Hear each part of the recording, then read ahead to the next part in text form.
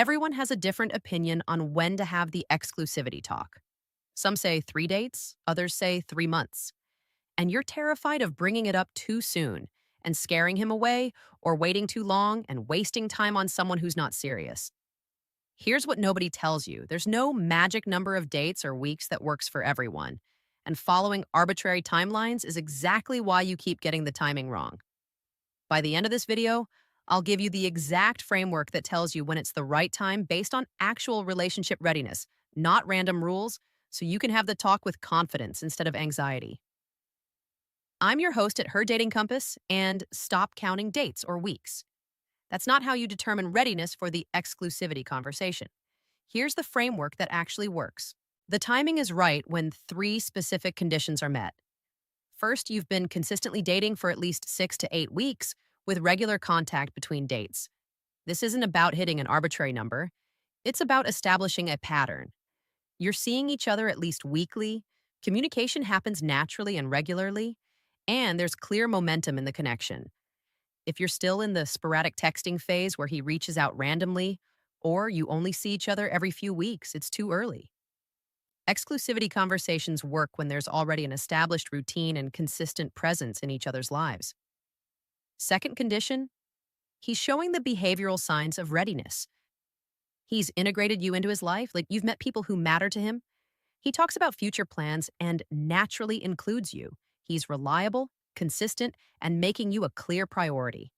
These behaviors tell you he's thinking of you as more than casual, even if he hasn't said it yet. If these behavioral signs aren't present, the timing isn't right no matter how many weeks have passed.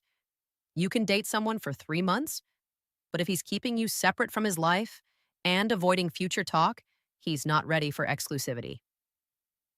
Third condition, and this is crucial, you genuinely want exclusivity for the right reasons. You're not bringing it up because you're anxious about him dating others or because you want to lock him down before he loses interest. You're bringing it up because you've developed real feelings, you see genuine potential, and you're ready to focus your energy on this one person. When all three conditions align, that's your green light. It doesn't matter if it's been 5 weeks or 10 weeks. The readiness signals matter more than the timeline. Here's your actionable approach for having the conversation. Don't ask, "What are we?" or "Where is this going?" because those questions give him all the power. Instead, state your own position clearly. Try this exact script. "I've really enjoyed getting to know you these past couple months. I'm at a point where I'm interested in dating exclusively and seeing where this goes. I wanted to share that with you and see if you're in a similar place."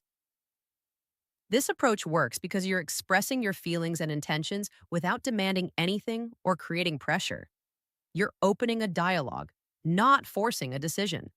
His response reveals everything you need to know. If he immediately agrees or says he's been feeling the same way, perfect. You're aligned and moving forward together.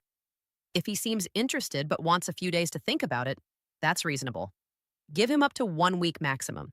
But if he responds with uncertainty, hesitation, or says he's not ready after 6 to 8 weeks of consistent dating, you have critical information. At this point, a man who genuinely wants exclusivity with you will know it. Prolonged uncertainty means he's enjoying what you have but isn't ready to commit, which means you're on different timelines. Here's what most women get wrong: they bring up exclusivity based on their own anxiety timeline rather than relationship readiness.